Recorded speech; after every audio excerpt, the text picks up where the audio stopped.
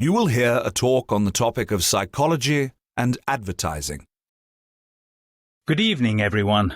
Thanks for joining me for the first lecture of the semester. The topic for today is psychology and advertising. Now, it's important to start by saying that the vast majority of marketers aren't psychologists. However, many successful marketers often use psychology to attract customers. There are four main tactics that advertisers use: emotion, highlighting flaws or faults in a product, labeling, and promoting exclusivity. Now, let's go through these one by one. First off, let's look at how advertisers use emotion to get customers to buy. Studies have shown that emotions are much more successful in getting customers to react than simply pointing out a product's features and functions. So advertisements that appeal to a customer's emotions, jealousy or happiness, say, are more effective than adverts that focus on features like the smell of a shampoo or the speed of a car. Showing how a new computer will improve a potential customer's life tends to have more influence than simply explaining how it works.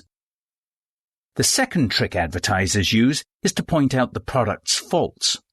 Now, this sounds like a strange concept. Why would an advertiser draw attention to a product's weak points? Well, it's no secret that consumers tend to doubt marketing claims, for good reasons.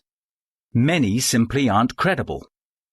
One way to raise credibility and make the customer believe in the product is to point out its shortcomings. I'll give you an example. There was an ad for Volkswagen, and the first image was a one-word headline: lemon. Now, a lemon is a fruit, of course, but lemon in this context means fault or dud.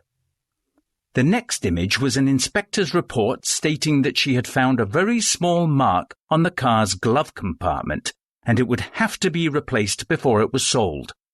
So the idea was that Volkswagen pays attention to detail, and so the cars they sell are perfect when they reach the customer. The lemon ad became a textbook example of how to optimize credibility.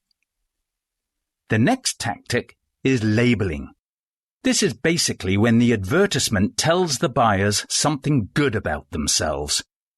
A good example of labeling is when the Jif brand launched an advertising campaign called "Choosy Mums Choose Jif." So by saying that mothers who choose Jif products were choosy, they were saying that mothers who choose different brands didn't care about the food their kids ate. Now, what mother doesn't want to think of herself as a choosy mum? Next up is the concept of exclusivity. Now, you've all heard of Maslow's pyramid of needs. If you look at the diagram in your notes, you'll see it. So, at the bottom of the pyramid, you have the most important things that humans need to be satisfied. So, what we call physiological needs like food, shelter, warmth, etc. On top of that, you'll see safety. These are what we call basic needs. Above them, in the third row and fourth rows, it mentions psychological needs like love and relationships. Now, right at the top of the pyramid sits self-esteem. What does that mean? Well, people want to feel important, like they're part of an exclusive group. That's why adverts sometimes send a message that says, "We're not for everyone." In other words, you have to be special to buy this product. An example is the US Marines, which ran a very successful campaign for years with the tagline, "The few, the proud." Another example, and perhaps the most famous modern example of exclusivity in advertising, is the American Express tagline, "Membership has its privileges." So that covers the four main psychological tactics that advertisers use.